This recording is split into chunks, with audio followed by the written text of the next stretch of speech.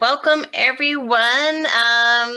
I'm so excited to have all of you here today for our event with Kaig Lightner, Hiding in Plain Sight. But before we get going, I would like to do to acknowledge the land that we're on. Zapproved conducts business throughout Portland and beyond, and we're making effort to acknowledge the history of the area and work towards decolonization of the tech industry. And today we honor the indigenous people whose traditional and ancestral homelands we stand on, the Matloma, Cathlamet, Clackamas, Tumwater, Watwala bands, the Chinook, and many other indigenous nations of the Columbia River. It is important to acknowledge the ancestors of this place and to recognize that we are here because of the sacrifices forced upon them.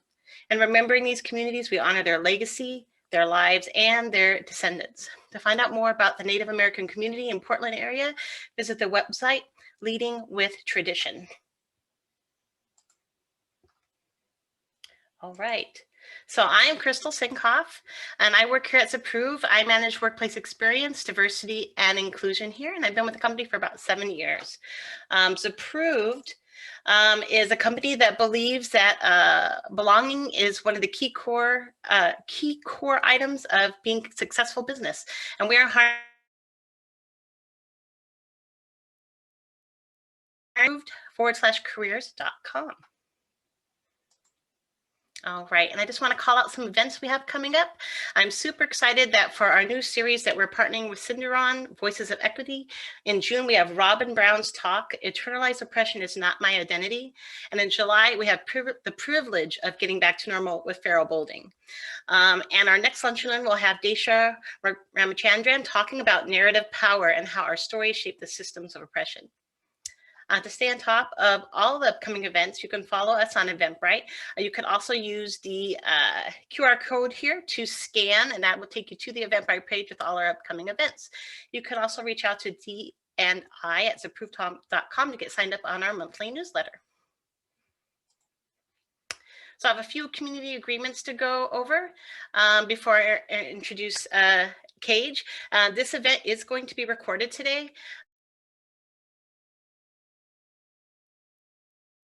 If you feel like you would like to ask a question anonymously, you can feel free to change your name in your square. You're welcome to do that, or you can reach out directly to Jordan Hall or me, and we will anonymize the question for you. Please be sure to stay on mute throughout the event until we get to the Q&A, or Kaig asks you to come off mute. We'll be monitoring the chat for any questions over that time, and we'll get to them in Q&A, and really listen to understand the voices here, not to respond. And really, this is a place to learn and grow.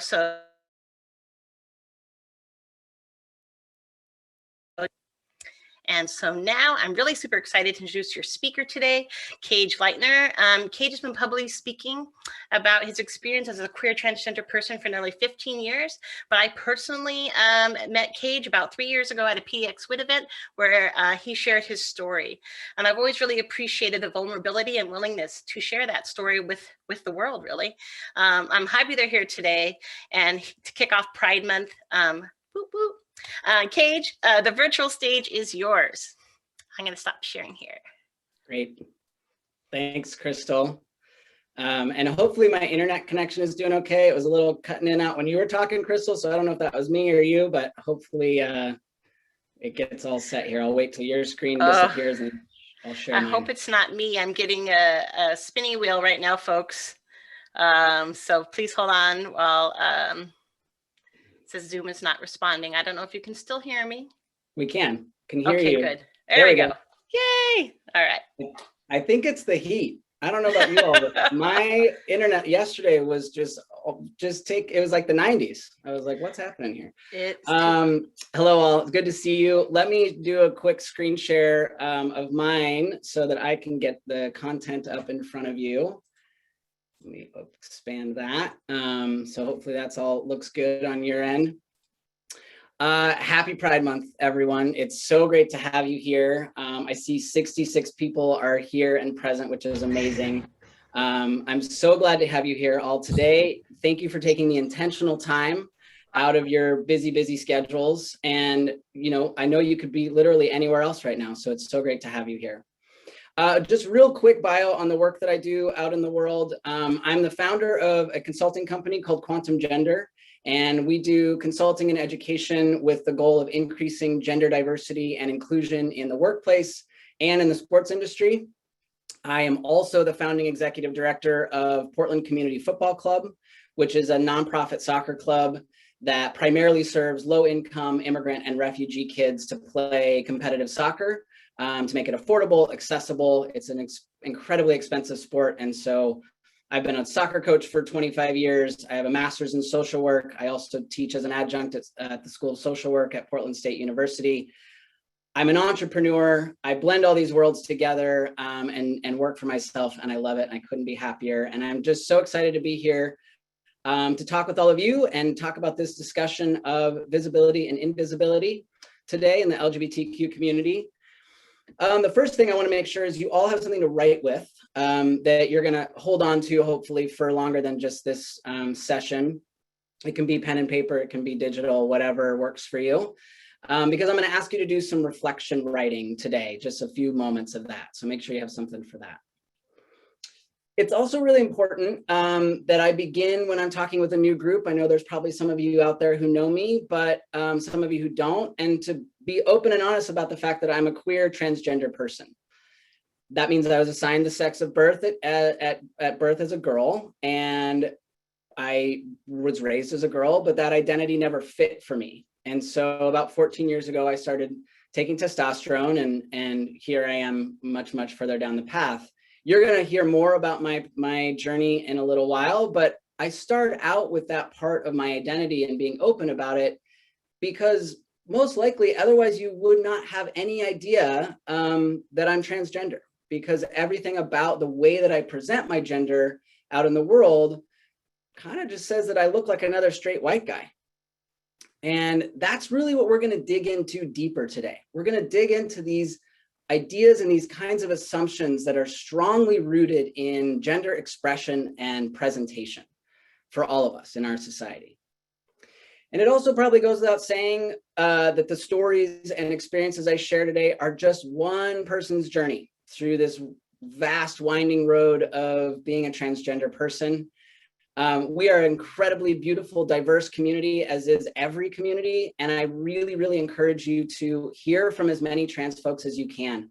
Use social media for what it's there for the good, to hear people's stories, connect, learn about us as a community. We are varied and diverse. All right, so let's get into the content today. We're going to go deeper first into this kind of problem of being seen or not seen as an LGBTQ person and the ways that that can lead to exclusion. So why is it that in our society, there are just people who are automatically labeled gay or lesbian? What are the assumptions being made that sometimes are just purely based on what somebody's wearing, the length of their hair, all these physical attributes? We all make assumptions about a million things every day. It's not the assumptions that are the problem. It's the actions that are taken with those assumptions where the issues and the exclusion can come up. And we're going to look at the way that someone presents or expresses their gender as one of the first places where these assumptions around sexuality and discrimination can begin. So on the screen in front of you, I just want you to focus on the visual cues that immediately jump out at you when you're looking at these images. Feel free to write these things down, thoughts that come to you about the clothes, the hair, physical contact, any of those things. What are the assumptions that most people would make about sexuality from these images? The only image that's actually showing a sign of romance is that top right corner. But what if those two people were just standing next to each other? Would you still assume that they were gay? It's likely that you might not, because the way that they're expressing their gender fits fairly neatly into our society's expectations of masculinity, which is then automatically assumed and expected to be connected to heterosexuality. So you might not quite know what to think of those two men if you just saw them separate from each other. You may not identify them as gay men because of that gender presentation. But the other two images, they represent sometimes the assumptions that are made a lot of times about people who identify as LGBTQ plus people. And that's because these other two people are expressing their gender in a way that goes against the norms of how femininity is deemed acceptable in our society. Women who are seen as not fitting into society's labels of feminine as being feminine are often assumed to be a lesbian. Whether they identify as straight, gay, queer, lesbian, that's the label that gets slapped on somebody who's pushing back against those norms of femininity. So this kind of visibility can put someone right smack in the bullseye zone of harassment, discrimination, violence, bullying, etc. We all know that. But it's based almost entirely on how they're presenting their gender. And then, of course, for the people of color that are depicted here, there's even more complex layers to that identity and that discrimination. Not only are they potentially being targeted for expressing their gender and sexual orientation in ways that go against these dominant heterosexual cultural norms, but then it's compounded by racism. And it's compounded by living in a culture where being perceived as a white, cisgender, heterosexual man provides privilege. Now, I experienced many aspects of that privilege based on the assumptions that people make about my gender presentation. People assume that I am one of those straight, white, cis men. But that was not always the case for me. This is me on my 21st birthday, very happily holding up a cake that I'm about to be sent off to go travel around in Europe as a 21-year-old, incredibly privileged experience to do that. And at this point in my life, I was glared at, snickered at, told I was in the wrong bathroom constantly, yelled at on the street for being a dyke, yelled at on the street for being a fag, constant confusion about my gender, lots of misgendering of me. The pronoun it was often used for me in obviously a pejorative way. So that was my experience. But now I look like this. And I experienced not only this white privilege as I had my entire life, but also heterosexual cisgender male privilege, which means I no longer experience microaggressions aimed at me, which affords me this tremendous psychological safety. And in my opinion, and in my experience now, psychological safety is one of the most valuable currencies that most white, straight men have a never-ending supply of. And I now understand this at an absolute visceral level. But I do want to mention that there are a lot of amazing things about being visibly a member of the LGBTQ community for that sense of belonging within the community. I experienced that sense of belonging, that sense of community when I first came out as gay at 21. It was a few months before that picture was taken, actually. And that sense of belonging changed my life forever. It's a bit different now that I don't look queer, but I'm going to get to that in a moment. So now I want you to do some reflection. I want you to just take a moment to do some reflection on the images you have looked at here and the information that I've been talking about so far. And I want you to take literally 1 minute. I'm going to give you 1 minute, which is longer than you think, to write. I want you to write down any thoughts you might have if any one of us here pictured on this screen was your coworker or your colleague. Maybe you'd be worried about using the correct pronoun, or if you identify as straight, maybe you'd feel strange or uncertain about talking about your spouse in front of any of us. Or maybe you just wouldn't even know how to start a conversation. You just feel like the chasm between identities is so vast. How do I even begin? And if you identify as LGBTQ+, because I know you're out there, hey family, I leave it up to you to reflect on anything that feels relevant to you in this topic. This is going to be just for you. Be honest with yourself, dig deep, do some reflection, ask some hard questions of yourself, your assumptions, and I'm going to give you just about a minute to do that. Okay, go ahead, do some writing.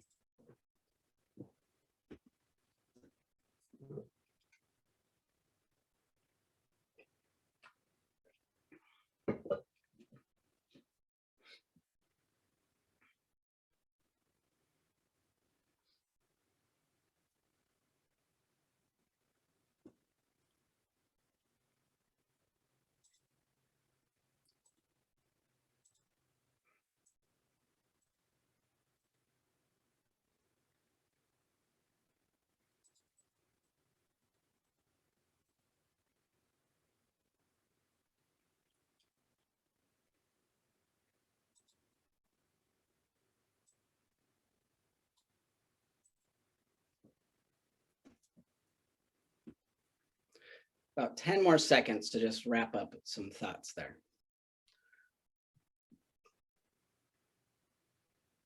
Okay, so please continue this exercise. I gave you literally 1 minute to start thinking about these things, but come back to this, write about these things. I'm going to give you some calls to action that kind of bring this in at the end of the presentation today. So please use that as you will. All right, so we've looked at this idea of being visible. So now let's look at this idea of being invisible within the community. So there are those of us who are invisible as being a member of this large community because our gender presentation fits the norms of looking like a cisgender and heterosexual person. I know cisgender is a pretty common word now, but I just want to make sure everyone understands it. Cisgender just means that the sex you were assigned at birth and the gender that you identify with, they align. So you're maybe born as given the sex of male at birth and you identify as male, and although that feels good to you, that's a cisgender person. So you see I'm up here on the screen again. I'm up here with my partner, Jimmy. This is us here. And she's a cisgender queer woman. We as a couple are invisible in the queer community as a queer couple. This does provide us an incredible amount of privilege that is both heterosexual privilege and cisgender privilege, right? It's assumed cisgender of me. That means that we can hold hands, be affectionate with each other, anywhere we choose, anytime we want, with no worry of harassment or violence. And of course, our white skin plays a massive role in that. But we're also no longer visible within the LGBTQ community at large as queer, which impacts that feeling of belonging. I think more so for me than for Jimmy, because my identity is also mixed in with the complexities around white cis male supremacy in our culture. And so there's a different level of otherness that I now experience within the LGBTQ community. And what I mean by that is that when I'm interacting with people who don't know that I'm queer and trans, I see it as my responsibility to be even more diligent to the ways that my male privilege is showing up. Because in my opinion, that's what privilege is. It's a responsibility to acknowledge it, to check it, and to adjust accordingly. And I take that responsibility wholeheartedly, knowing how I present out in the world. But the interesting thing is that this responsibility also applies to me when I'm in queer community. So let's just break that down for a minute.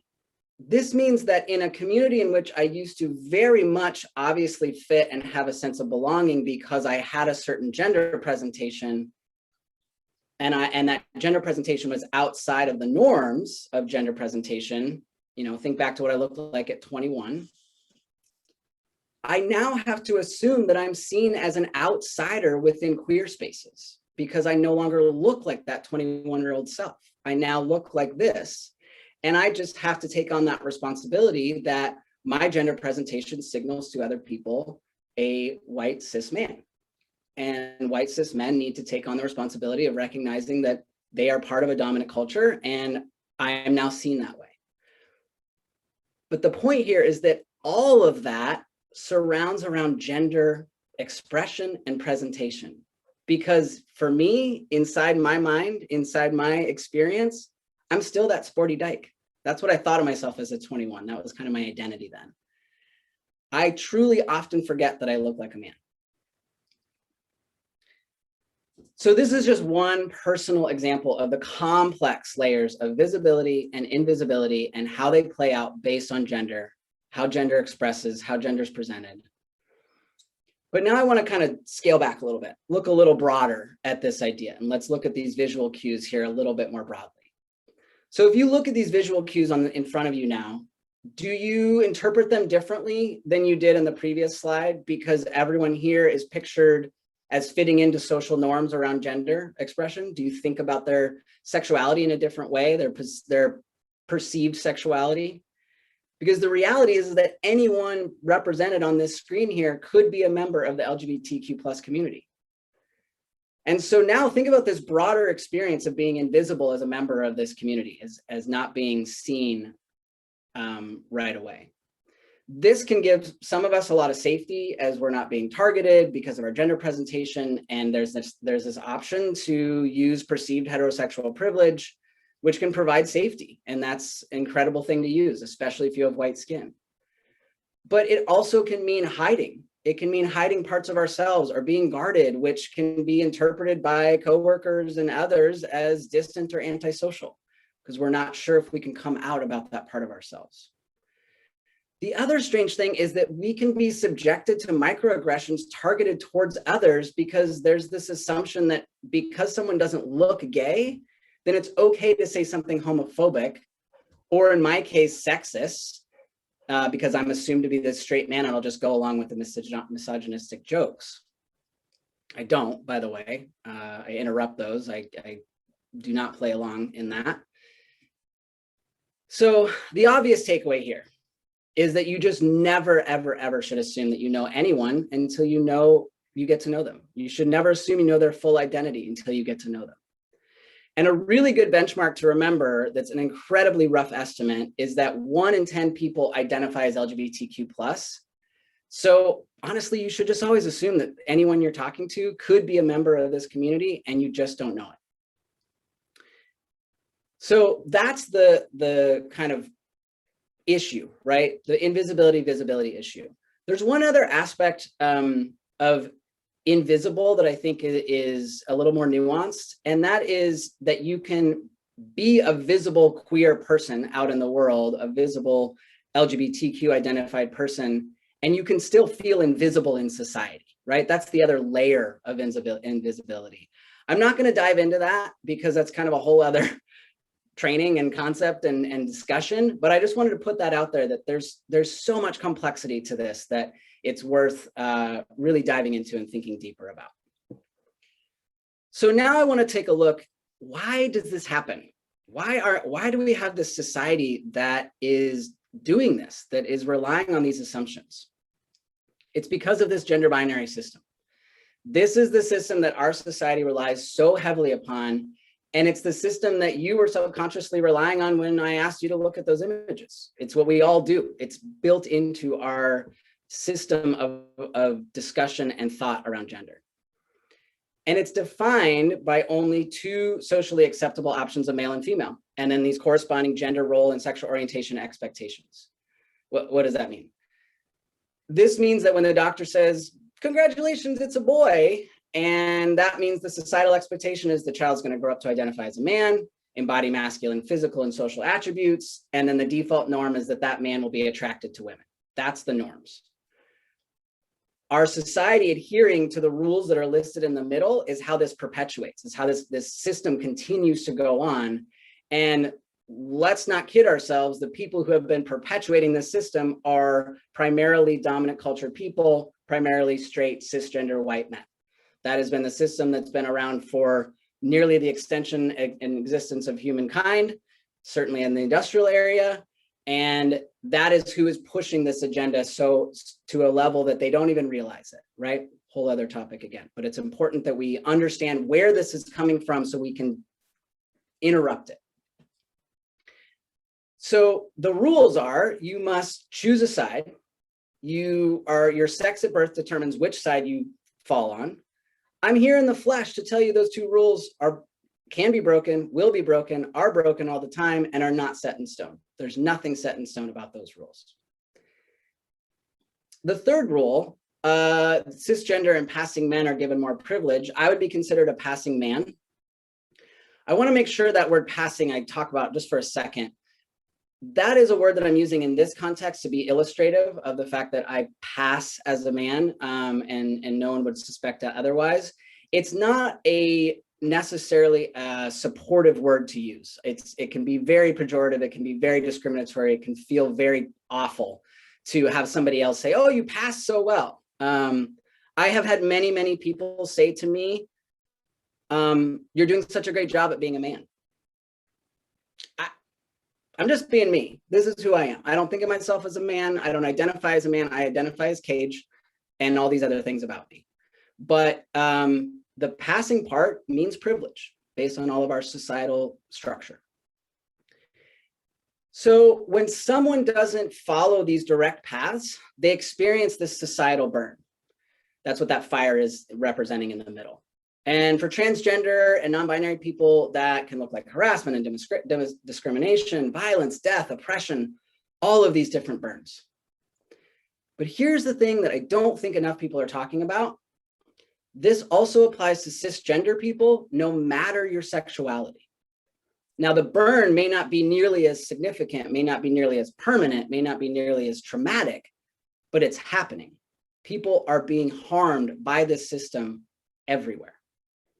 For example, think about the societal response when a woman doesn't follow the norms of femininity and speaks her mind loudly and boldly, doesn't back down to male dominance. She's labeled harsh, domineering, too intense, not a team player. Those are the PG level words that we can use. We know it gets much worse. But here's what it means. It means she can be overlooked for promotions or not invited to the company happy hour.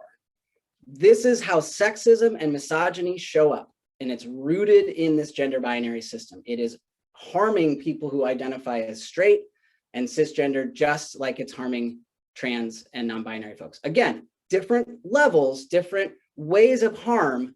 I don't want to equate those two, but we've got to look at the fact that it's harmful. And then we think about this for men. So much complexity here for men. Think about if men show signs of true raw emotion through crying or vulnerability, they display affection with another man, they're labeled weak, unmanly, and sometimes just called a fag. Whether they're gay or queer or a fag or not, they're called a fag, right? In a pejorative, terrible, discriminatory way, because it's around masculinity.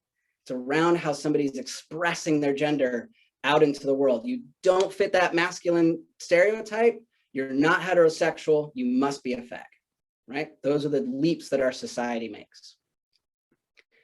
The reality, everybody, is that very, very, very few people fit perfectly into these rigid concepts of gender. But it's this system that our culture just presumes to be set in stone and continues to reinforce at nearly every turn of societal norms.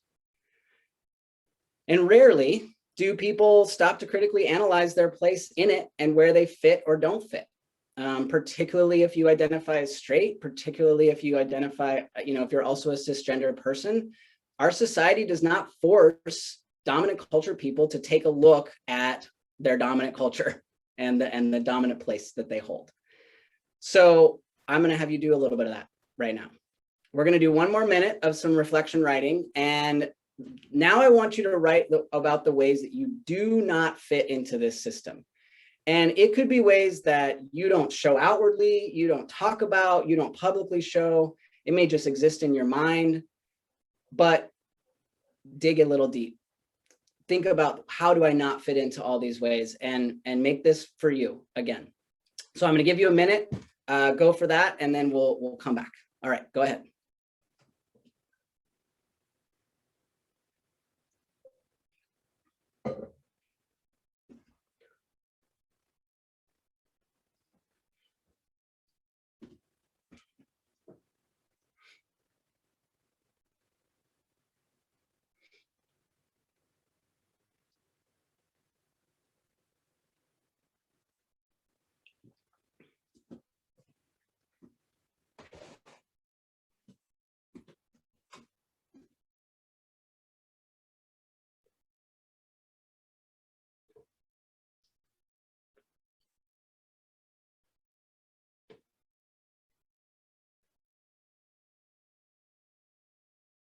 All right, about 10 more seconds to just finish up a thought there.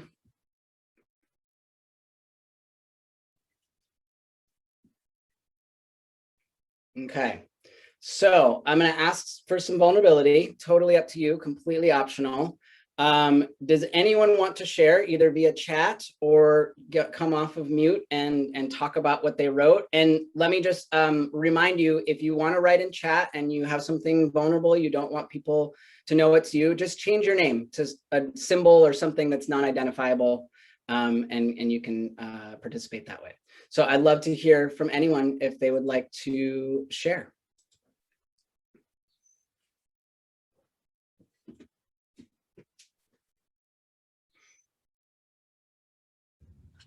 Yeah, I'd be happy to share. Great. So I identify as, I go by she, her. I am currently in a same-sex relationship with my girlfriend.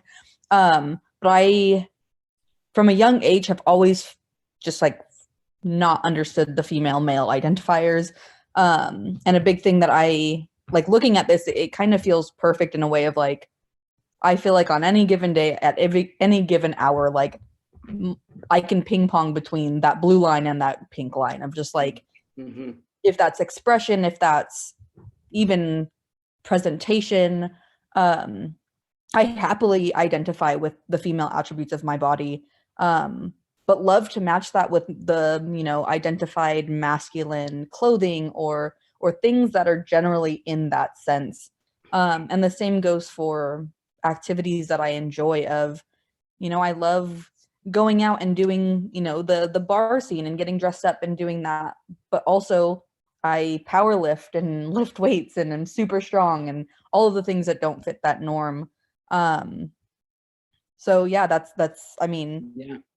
I also identify as bisexual, so have the attraction to male and female, but don't identify as being, you know, people always have the question of more or less. Are you more gay or are you more straight? I don't understand how to answer your question there. It honestly depends on who I'm dating. If you want to really ask that question, if you think that I'm more straight because I may have a male partner at the time, then by all means think that. But yeah, that's my 2 cents. Thanks so much. That's a great share. Is it Madeline? Did I pronounce that correctly? Madeline, yeah. Madeline, okay. Thanks so much. That was great. Thanks for sharing so much about yourself. That's not an easy thing to do in a crowd of 70 plus people. I love the just like interwoven aspects of all the things you discussed, and the fact that that's what gender really actually is about, is all these layers and beautiful interweaving of identity and expressions and experiences. And if I had somebody asking me how gay are you or how straight are you, depending on my partner, I'd say, can you give me a percentage on your sexuality? I'd love to hear your percentage. That could be a snarky response. I'm also seeing some good things in the chat. That is so great. And I love Sabrina saying I'm a 6 foot tall cisgender female who gets misgendered all the time. Yeah, that's part of that binary system. We have these just absolute rigid ideas that men are tall and women are short. I'm this super short guy, right? And I get all sorts of things assumed of me as a super short guy. So this is great. Thank you so much for sharing. It always is a little bit of an unknown of how much people feel like they want to share. And I really appreciate those of you who identify as cis and are saying identify as heterosexual, and then also pansexual. It's just there's so much opportunity to identify as so many different things in our world, and we just have to allow ourselves the ability to do it. Thank you so much, everyone. I wish that I would spend the whole time talking to all of you about all of this. Please engage with the chat and continue to do that. I want to wrap us up so we have enough time for some more questions and we can engage a bit more there. The obvious takeaway here is that when we all begin to question this system, cisgender, transgender, straight, gay, queer, all of us, we can begin to break it. We can begin to break it apart. I think it's slowly getting some cracks. I think our younger generations are starting to crack it. And we as maybe the 40 and up generation, which includes me, we got to go in there and wedge it open. We got to be with the youth and really wedge this thing open. But the big question is how? How do we do it? It feels so massive. It feels like it's such an ingrained part of our culture. What do we do about it? So I'm going to finish with some tangible, very simple action items that are in no way the end all be all, but are just things to think about, get you thinking. First, before I jump into those, this poster I have up here is a great resource to print out. You can go to my website, kaiglightner.com/resources. You can print it up. It's a free source, open source. It's not mine. I didn't create it, but it's open source to use. Put it up in your workspace, in your virtual workspace, however you want to try to share it. To one, be reminded of different ways of using gender neutral language, and two, to let people know that you're thinking about that. And that's the first step. How do we break this binary? Use gender neutral language whenever you can, as often as you can. It does a couple of things. It signals immediately to most LGBTQ identified folks that you might be a safe person to be around, because you're recognizing that not everyone identifies with being a man or a woman.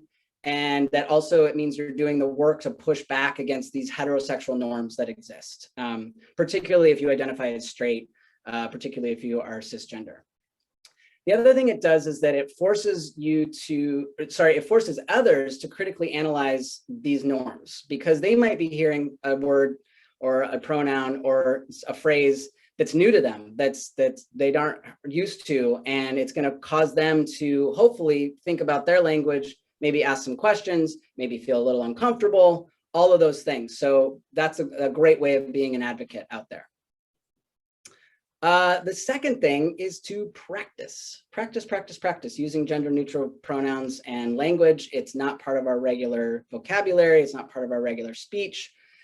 Practice using they, them pronouns. One of the easiest ways to practice it, if it's still new to you and you don't have anyone in your life who's using those pronouns, when you are telling kind of a generic story about some generic event that happened in your day, like, oh, I went to the store and I had this really amazing conversation with this person and they were like this, and then they said that, and then they said this, I just use they as the pronoun for that person. I don't know them. I don't know what pronoun they use. And even if everything about their gender presentation signals in the norms of they look female, they, all these things made me believe they probably use female pronouns, I don't actually know. So as a way of practicing, I'm going to tell a story about that person using gender neutral pronouns. They don't know you're doing that, but you're practicing. You're getting used to it. I have had to practice. I am a trans person who has had to practice. I just want to make that really normalizing for everybody, that I've had lots of friends start to use they, them pronouns kind of gradually over the last handful of years. And I've made mistakes. And I just say, oh man, sorry. Made that mistake. Oh, I just said man. See how it just happens, comes out of your mouth. I just made that mistake. So sorry. Won't happen again. Moving on. Conversation continues. Don't belabor it. Don't get caught up in it. Don't make it about you. All of those things, right? But practice on your own. And then the final thing it's more of the long game, is to turn on your gender lens. And it's like gender lens glasses. My hope is that you're leaving here today looking at gender in a new way, that you maybe haven't looked at it before. And when you start to look around your environment with these gender lenses on, you start to see how often the binary shows up in TV, in movies, in commercials, in conversation, in paperwork, in structures, in systems. I mean, it is everywhere. It is infused into every layer of our society. And so when you start to think about it more and turn that lens on, much like those of us who are white need to turn on our white supremacy lens, you can find ways to interrupt it. You can find ways to do things differently. And one of the things I have on my website, actually, that's at the very top, just in the top menu bar, is called Gender Binary Moments. And it's an anonymous form that you can go to and just fill in some basic information about a moment that you experienced where you recognize the gender binary showing up, that maybe was like an aha moment. And what I want to start doing is I want to start cataloging the gendered experiences that people have, not just transgender people, not just non-binary people or queer people, but everybody, because it's impacting us all. And so if you have a moment like that, go to my website, fill out that it's 2 questions, and it'll start to hopefully normalize this experience that gender is impacting all of us. And it's all of our responsibilities to push back against this binary and really break it apart. We have the ability to do that as a culture, but it's going to take work. It's going to take some risk. It's going to take those who are at the highest levels of privilege taking that responsibility of pushing back against it and recognizing where they lie in that privileged space. But we've got the opportunity now. I think that we have this incredible, unique positionality in human existence at this very moment, with the pandemic that is starting to shift, with us starting to come out of this incredibly traumatic, stressful time of our culture. We have the chance to rewrite how we exist in the world. as people. We have the chance to recreate it, to reimagine it, to throw out the old playbook, think of it in a new way, and push back against those old norms. And I think that can make a change. I really, truly believe that we can do it. And I hope that today gives you that inspiration, gives you some of those tools, and leaves you feeling like you're ready to do more of that as a whole, as a community.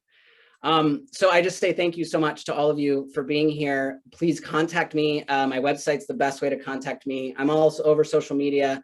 I don't use it all that much. It kind of gives me some anxiety, but I'm there. I interact. But please, my website is the best way to contact me. I'd love to work with you. I'd love to do some consulting with you, and just be involved and create community with anyone who's here. Let's do some questions. I'm going to stop sharing screen and be able to see some of you, and let's do some question and answer, either chat or live.